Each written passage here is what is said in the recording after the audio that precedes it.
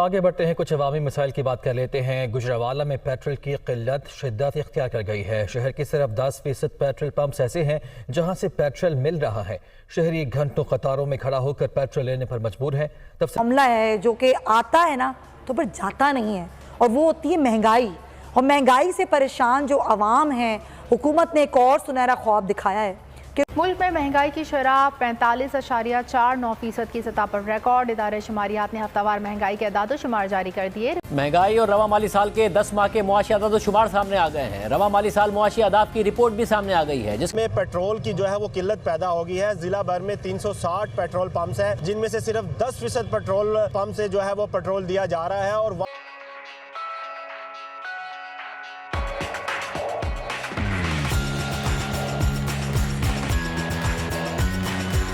भी जो है वो लंबी लंबी कतारें लगी हुई हैं। कुछ शहरी भी हमारे साथ मौजूद हैं, उनसे बात करते हैं। शहर में पेट्रोल नहीं मिल रहा, पेट्रोल ऐसे जैसे बंद हो गया है। इस पंप पे आए हैं लेकिन आधे घंटे से ऊपर हो गया टाइम, यहाँ पे भी नहीं मिल रहा। पेट्रोल जिधर भी जाते हैं यही सूरत हाल है, बिल्कुल जलीलो खबार हो रही है सारी। वहाँ पीछे से पैदल आ रहे हैं, शेल का पेट्रोल पंप है सेल्टर मार्केट, वहाँ पे पेट्रोल नहीं मिला। अब यहाँ पे आए हैं, घंटा तकरीबन हो गया, टांगे हमारी दर्द कर रही हैं। बहुत ज़्यादा ख़राब सूरत हाल है। हमने देखा ज़रूरियत है ज़िंदगी के लिए, बाहर निकलना तो हमें ज़रूरत पड़ती है, बाइक पे जाना को दूर जाना, लेकिन पेट्रोल की ये किल्लत देखिए कितना रश पड़ा हुआ। आज बिल्कुल आपने सुना, जो शहरी है उनका ये कहना है कि पेट्रोल के हसूल के लिए उन्हें काफ़ी दुश्वारी का सामना करना पड़ रहा है। रूस से तेल मिलने के बाद पेट्रोलियम मसनूआत सस्ती हो जाएंगी।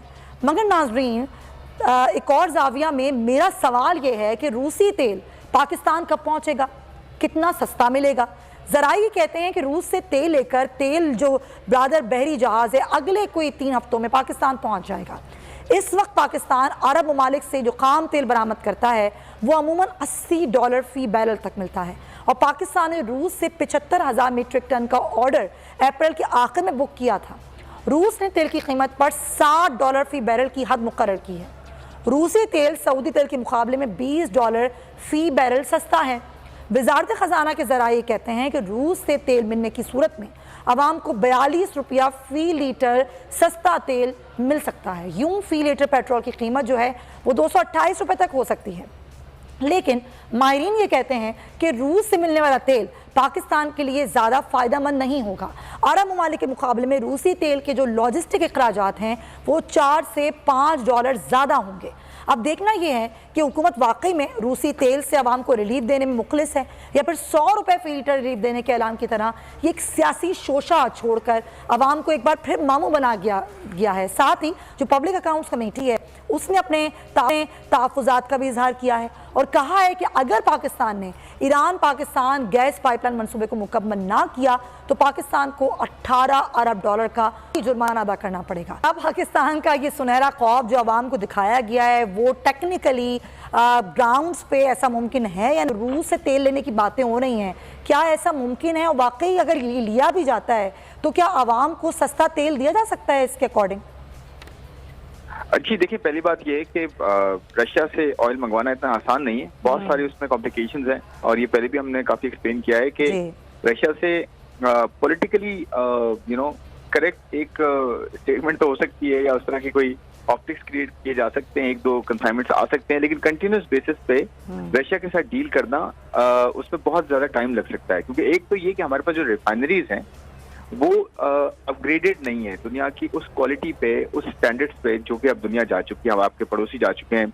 काफी अपग्रेडेशन उसमें चाहिए होती हैं, और क्रूड को प्रोसेस करने की कैपेसिटी कितनी है, कैपेबिलिटी कितनी है, ये भी देखना होगा। कुछ हद तक हम कर भी सकते हैं। फिर आपको पता है जो पेमेंट फाइनेंशियल इशू है वो ये है कि पेमेंट जब हम करेंगे रशिया को तो वो किस तरह करेंगे, क्योंकि जो रशिया है वो तो स्विफ्ट का जो सिस्टम है दुनिया का, जो यूएस जिसको डोमिनेट करता है, यूएस इनफैक्ट उसको चलाता है, वो उससे बाहर है। तो पेमेंट कैसे करेंगे? वाया चाइना करेंगे, चाइना की युआन करेंसी यूज करते हुए करेंगे, फिर रूपी को कन्वर्ट करेंगे, तो बहुत सारे इश्यूज हैं। फिर ट्रांसपोर्टेशन का मसला है, कितनी दूर से तेल मंगवाने से बेहतर है, अब तो ऑयल प्राइसेस नीचे आ गए हैं, तो क्यों ना हम यूएई और सऊदी अरेबिया से 60% तेल तो हम यहाँ से मंगवाते हैं, तो उन्हीं से क्यों ना लें। और सऊदी अरेबिया आपको मुफ्त में भी तेल देता है, बहुत टाइम बाद आप पे करते हैं उसको। मुफ्त में कहने का मतलब ये कि बहुत वक्त बाद आप उसको, वो आपको टाइम देता है, डिले हो जाती हैं, उसमें डेफर्ड पेमेंट पे आपको ऑयल दे देता है। तो बहुत सारी ऐसी चीजें हैं जो कि आप ये नहीं कह सकते।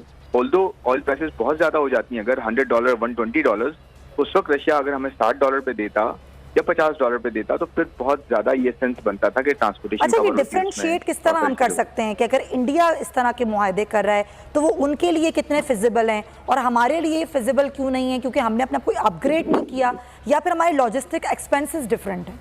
देखिए, इंडिया ने ना 20 साल पहले अपनी रिफाइनिंग और पेट्रोकेमिकल जो इंडस्ट्री है ना वो बिल्ड करना शुरू की, 20-25 साल 30 साल पहले। सही। आज वो दुनिया की मोस्ट अपग्रेडेड रिफाइनरीज या पेट्रोकेमिकल इंडस्ट्री पूरी जो वैल्यू चेन है वो रन करते हैं। हाँ। वो तो वहां से क्रूड आज से थोड़ी ले रहे हैं, वो तो रशिया से आज से 20 साल पहले से क्रूड ले रहे हैं। हाँ। और अब तो अच्छी बात ये असल में ना इंडियन रुपी भी रिलेटिवली एक्सेप्टेबल है। फिर उनकी इकोनॉमी अब इस काबिल हो गई है कि वो डोमिनेंस क्रिएट कर रहे हैं आहिस्ता आहिस्ता दुनिया में अपनी। फिर वो चाइना के साथ भी ट्रेड करते हैं, इसके बावजूद कि चाइना जो है वो आपके साथ इनके साथ जो है एक दुश्मन की हैसियत रखता है। बॉर्डर्स पे बड़े बैटल्स होते हैं, उनकी छोटी छोटी जो है स्कर्मिशेस होती हैं, लेकिन स्टिल चाइना के साथ $100 बिलियन का ट्रेड करता है इंडिया, $100 बिलियन का, और हम इंडिया के साथ ट्रेड ही नहीं कर रहे। तो पॉइंट ये कि हमारे और उनके डायनेमिक्स ही डिफरेंट हो गए हैं ना। तीसरी चीज ये कि वो वहां से क्रूड ऑयल ले रहा है रशिया से, अभी से नहीं बहुत अरसे से, और यहाँ से अपनी पेट्रोकेमिकल रिफाइनरी जो उन्होंने लगाई $multi billion की इन्वेस्टमेंट की 20 साल पहले, उसके थ्रू वो रिफाइन करके यूरोप में पेट्रोलियम प्रोडक्ट्स जो है रिफाइंड प्रोडक्ट्स बेच रहा है, वैल्यूएशन कर रहा है। तो पॉइंट ये कि हमने पेट्रोलियम सेक्टर डेवलप नहीं किया, पेट्रोकेमिकल इंडस्ट्री डेवलप नहीं की, इन्वेस्टमेंट नहीं की, टैक्सेस लगाए लेकिन वो जाया किया हमने ओवर द पीरियड। तो हम कैसे बस एक कंसाइनमेंट आए, 2-4 कंसाइनमेंट आएंगे तो हम कहेंगे जी हम इंडिया जैसे जो है वो यूज करना शुरू हो जाएंगे। और आखिर में एक चीज और कि जब हम जो इंटरनेशनल मार्केट में जो सस्ता हुआ है तेल, हम उसके असरात आवाम तक नहीं पहुंचाते, तो फिर हम ये कैसे सोच सकते हैं कि इसके असरात पहुंचेंगे? बिल्कुल वही बात है कि हमने जो देखें पेट्रोलियम लेवी के नाम से एक टैक्स हम हासिल करते हैं। इसका मकसद पता है इनिशियली ये था कि पेट्रोलियम सेक्टर डेवलप हो, ऑल्टरनेट्स डेवलप हो, आपकी रिफाइनिंग सेक्टर डेवलप हो, आपका ईएनपी सेक्टर डेवलप हो, आपका रिटेल सेक्टर डेवलप हो। वो कुछ नहीं किया हमने, उसको सिर्फ हमने अपने कर्जों को अदायगियों में लगाया है। तो जब हम इन्वेस्टमेंट नहीं करते ह्यूमन रिसोर्स में, इंफ्रास्ट्रक्चर में, पेट्रोलियम में, एनर्जी में, आज देखें सर्कुलर डेट कहाँ खड़ा है आपका। सही बात। और आपका जो है ना वो बिजली बनाना मुश्किल नहीं है, आपके पहुंचाने का प्रॉब्लम है, उसमें आप के मुताबिक हुकूमत अपना कोई भी मुआशी टारगेट पूरा नहीं कर पाई है। रुपए की कदर गिरने से मुआशी साइज, महंगाई, फीकस आमदनी सब मुतासर हो गए हैं। और खुद हुकूमत के जारी करदा आदादोशुमार के मुताबिक रवां साल का कोई भी मुआशी हदफ हासिल नहीं हो सका है।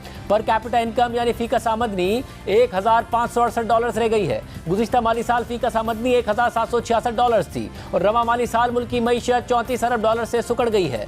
ये नंबर्स हाल ही में नेशनल अकाउंट्स कमेटी में मंजूर किए गए, लेकिन इन हालिया सामने आने वाले अदादो शुमार से तरक्की की शरह के हवाले से एक नया तनाज़ा खड़ा हो गया है। रवां माली साल के लिए हुकूमत ने तरक्की का टारगेट 5% रखा था, लेकिन नेशनल अकाउंट्स कमेटी की मीटिंग से मंजूर होने वाले अदादो शुमार के मुताबिक रवां साल सिर्फ 0.29% तरक्की हुई। उन्होंने FBR चेयरमैन से कहा कि आपने टारगेट पूरा नहीं किया। और इसके अलावा जो टैक्स है मसलन रिटेन्ड इनकम पे ये खदशा है कि टैक्स लगेगा 7.5%। उस पर इंडस्ट्रियलिस्ट ने और बिजनेसमैन ने अपनी रिजर्वेशन का इजहार किया। और उसके साथ साथ जो इंटरेस्ट रेट है, इतना हाई रेट ऑफ मार्कअप है, उस पे इन रेटों पे इंडस्ट्री का चलना, ये खदशात का इज़हार किया कि हमारी इंडस्ट्री इसमें डेवलप नहीं हो सकेगी। लेकिन सब का ये राय थी कि पाकिस्तान की जो फ्यूचर है वो इंडस्ट्री पे है, एक्सपोर्ट लेड ग्रोथ और इंपोर्ट की जो सब्स्टिट्यूशन वाली इंडस्ट्री, ये दोनों इंडस्ट्रीज़ को आगे बढ़ाना पड़ेगा। एग्रीकल्चर को हमें फ़रोग़ देना पड़ेगा। IT की इंडस्ट्री पे ख़ास तौर पे तवज्जो देनी पड़ेगी। जो टेक्निकल एजुकेशन है उस पर भी जोर दिया गया। थ्रेडबेयर डिस्कशन हुई, तकरीबन तमाम लोगों ने हिस्सा लिया उस डिस्कशन में, काफ़ी लोगों ने, और हमें बड़ा अच्छा लगा। और मैंने वज़ीर आज़म साहब से गुजारिश की है कि आप ये फ्रीक्वेंट मीटिंग रखें ताकि ये कंटिन्यू रहे और जो मुल्क हमारा जिस बुरान से गुजर रहा है उस बुरान से हम मिलजुल के आपस में बाहर निकलें।